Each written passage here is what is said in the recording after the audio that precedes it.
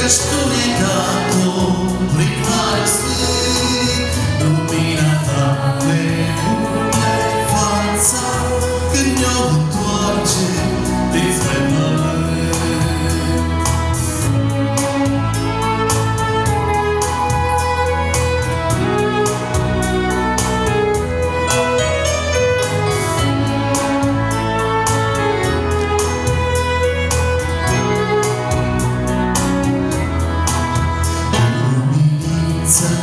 Și cu credință de-a Ta ființă ne-a limit, ca noi să crească și să rodească viața cerească cum o dorim.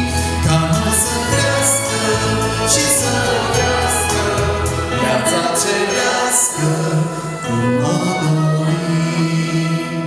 Înaintea Ta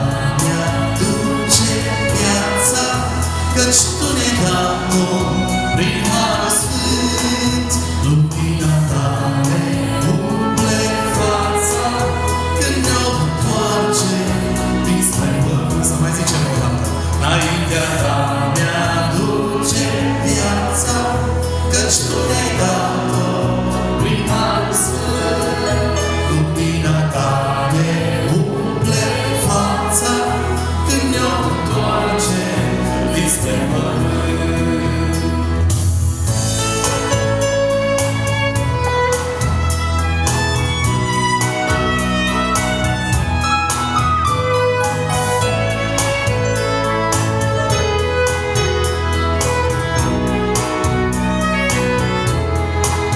Cu ascultare a Ta lucrare, spre noi mai mare s-o făptuiești, ca întotdeauna să-ți fim cu luna, prin lumea cum Tu dorești.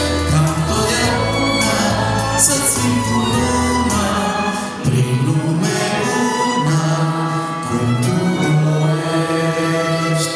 Înaintea Ta mi-aduce viața, căci Tu ne-ai dat-o prin Har Sfânt, lumina Ta ne umple fața, când ne-o întoarce dinspre pământ.